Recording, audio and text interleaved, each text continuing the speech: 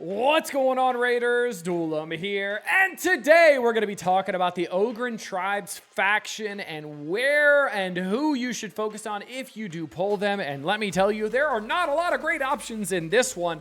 So yeah, we're definitely going to focus on some pretty good picks, especially for faction wars, because this is going to be the one that I know a lot of people have trouble with. So if you're ready, let's get into it. But first, make sure you're clicking that download link or scanning the QR code to get Karato Fox Hunter. The second you start the game, an amazing legendary nuker. At level 10, you're going to be getting Tagore, an amazing epic support character. At level 20, you're going to be getting Fane, who's got some incredible turn meter steal, as well as some pretty crazy damage. And then at level 30, you're going to be getting Vergus, who's a defense-based champion, to help keep your other characters alive. And then this is super important. Day number 1 within the first 24 hours of making your Raid Shadow Legends account.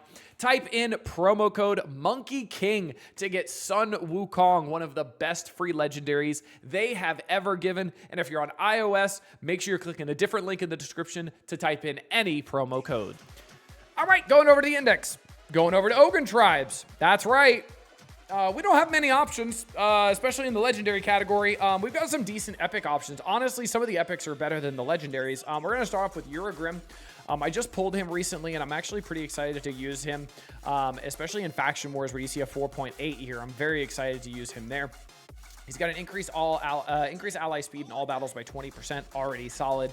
Attacks one enemy 2 times. Each hit has a 25% chance of placing a 5% poison debuff for 2 turns. Very nice there. That does go up to a, what is that, 45%? Yeah, 45% chance, 50% with Sniper, obviously. A2, Tingly Tincture. What a great name. 5-turn cooldown, booked down to a 3-turn cooldown. Removes all debuffs from an ally, then heals them by 40% of their max HP. Very, very strong. Then Bizarre Vapor, 6-turn cooldown, booked down to a 4-turn cooldown, places 2 5% poison debuffs on all enemies for 2 turns. Also places a 15% continuous heal buff on all allies for 2 turns. So very solid healer-wise. Also good just because of the aura as well. So very solid when it comes to an epic champion there. We've also got Man-Eater, Void Epic. This guy is good. Solely because of this, the Ancient Blood. This champion receives damage, then places an unkillable buff and a block. Debuffs buff on all allies for 2 turns. Damage received is equal to 5% of max HP for each alive ally. So this, if you get 2 different Man-Eaters, which is not an easy task, what can happen is you can use an unkillable team in Demon Lord, and because you can essentially go back and forth with the unkillable buffs over and over and over again, which makes him absolutely awesome. He's also got a decreased attack on the A1 Pummel, which is really, really nice. To 50% decreased attack buff on all enemies if this attack is critical, so it's a guaranteed as long as it's a crit.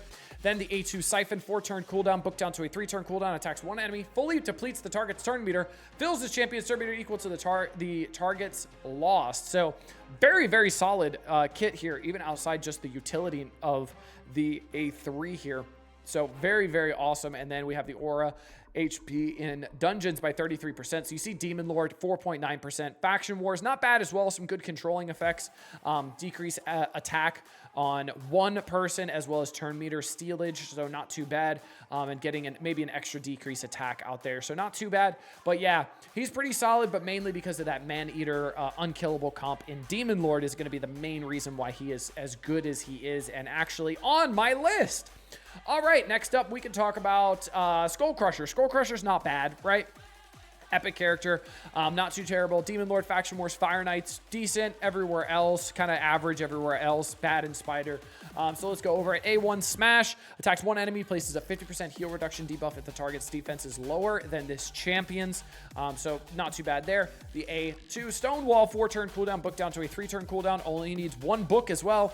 Places a 50% ally protection buff on all allies except this champion for 2 turns. Places a counterattack buff on all allies except this champion for 2 turns. Places an unkillable buff on this champion for 1 turn. So counterattack, ally protection, very, very nice. And then unkillable on him, keeping him alive. Very, very, very useful. Then we have Unshakable for the passive. Decreases the duration of all debuffs from this champion by 1 turn at the start of each turn. Very, very nice. Love to see that. And then increases ally resistance and faction crypts by 45%.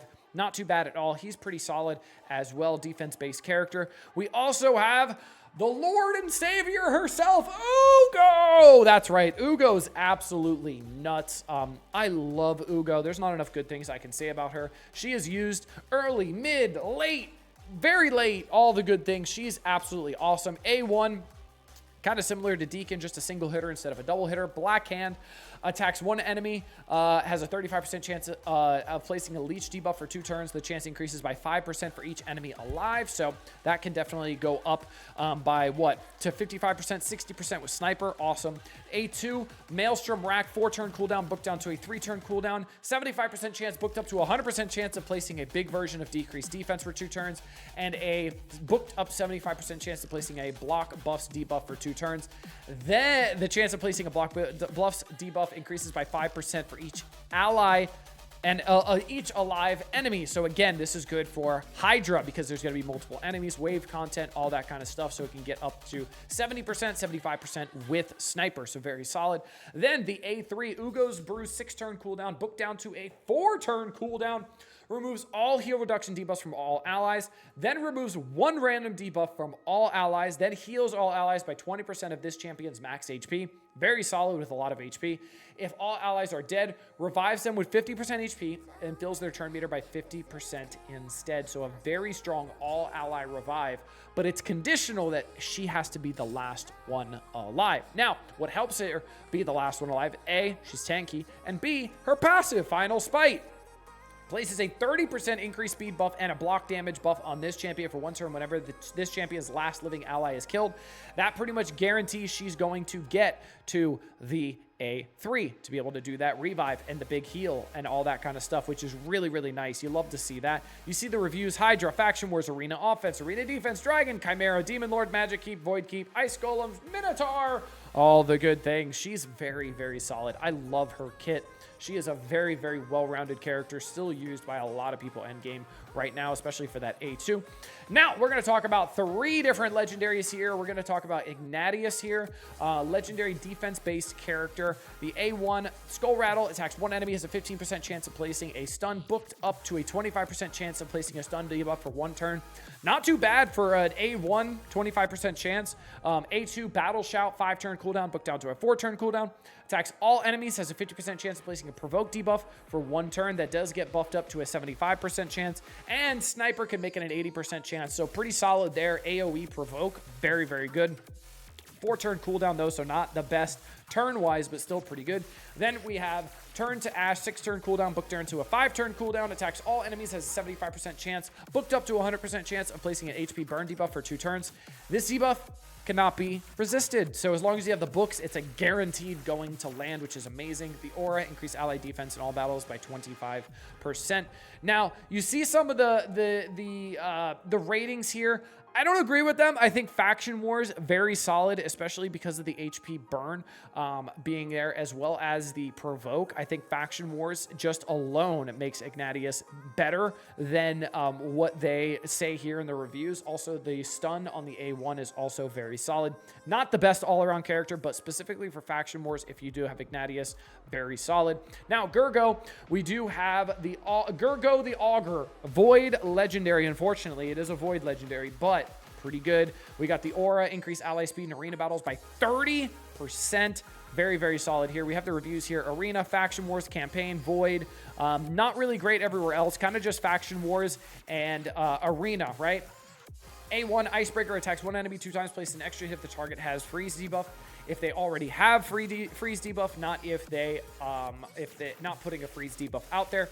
Bone Chiller, 5-turn cooldown, booked down to a 4-turn cooldown, removes all buffs from all enemies, has an 80% chance, booked up to 100% chance of placing a freeze debuff on all enemies for 1 turn. Grants an extra turn as well. That's not conditional, just does it. Then the A3, Avalanche, 5-turn cooldown, booked down to a 4-turn cooldown, attacks all enemies, places 60% decreased defense debuff on all enemies for 2 turns, places an extra hit if the target is under a freeze debuff. Attack based on a damage based on attack. Not too bad. Passive Frost Embrace. When hit by an enemy, has a 30% chance of placing a freeze debuff on the attacker for 1 turn. Very, very cool. Increases the damage inflicted by all allies against enemies under freeze debuff by 25%, which is very interesting. I actually kind of like that. Very solid there. But the problem is the cooldowns are so long. 4-turn cooldown when booked, 4-turn cooldown when booked. That's why Arena is going to be the main place Gergo the Augur is used, but still pretty solid. And again, these ratings are not too shabby, especially in Faction Wars. A lot of control mechanics with the freezes, as well as decreased defense and the extra turn here. So you do the freeze and then immediately taking all buffs off of all enemies, and then going into the A3 immediately, and then the A1, you can get the extra damage from the freezes as well. So not too shabby at all. And then the last up, we're going to talk about Grazer. Another defense-based legendary. Void as well. Sorry, Void, but yeah. Hydra, Faction Wars, Chimera, Iron Twins, Demon Lord, Dragon campaign. Pretty much very solid everywhere. This is probably going to be, other than like Fire Knight and Sand Devils, this is going to be one of the best characters of the Ogryn tribes here. We've got the A1, Defend the Wall, attacks all enemies, places a shield buff on all allies, except this champion for 1 turn. Good for Titus Blackbloom, right? The value of the shield is proportional to the champion's defense. Awesome. A2, Healing, Bombardment, 4-turn cooldown, book down to a 3-turn cooldown.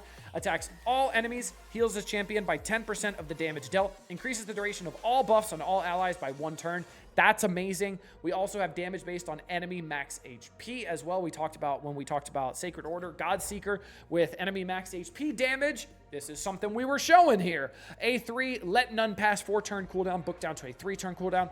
Attacks all enemies, has a booked up 100% chance of placing a provoke debuff for 1 turn. AoE provoke on a 3-turn cooldown, not too shabby. Also places a 50% increased resistance buff and a 60% increased defense buff on all allies for 2 turns. Very solid there. Damage based on defense. Then the passive, this wall won't fall. 4-turn cooldown passive effect. Whenever this champion is attacked, heals all allies except this champion by 70% of the damage received. That's nuts. That's nuts. That's so good. Only heals by 35% of the damage received from boss attacks. This effect has no cooldown. Then the part that does have a 4-turn cooldown places unkillable buff on this champion for 1 turn before receiving a fatal hit. So giving this champion a chance to kind of heal back up, especially if you have unkillable there. What's going to happen is you could potentially heal back up from the hits, the 70% damage received. Absolutely insane character, especially the passive here makes it really good. Survivability in Faction Wars, all that good stuff. Also, he looks kind of awesome. This guy is a unit, right? Like, this guy is what you want on your like offensive line, right? Maybe if the Jets had an offensive lineman looking like this, they would actually be able to win games, but that's neither here nor there. I'm a suffering Jets fan. I've been a Jets fan since birth, and I've been cursed ever since. Hope you guys enjoyed this one. Make sure you're clicking that download link down below, and starting Raid Shadow Legends the best way possible. If you're starting a new account or the first account, or you're returning, I suggest starting a new account and getting my download link. You get 3 epics, 3 legendaries, one of which being a free log-in champion in Michelangelo, an absolute game changer. The other one being Monkey King, Sun Wukong. Make sure you are doing that because you will skyrocket your progress like never before, I promise you. Hope you guys enjoyed this one. Till next time, this has been Duelim. Later, Raiders.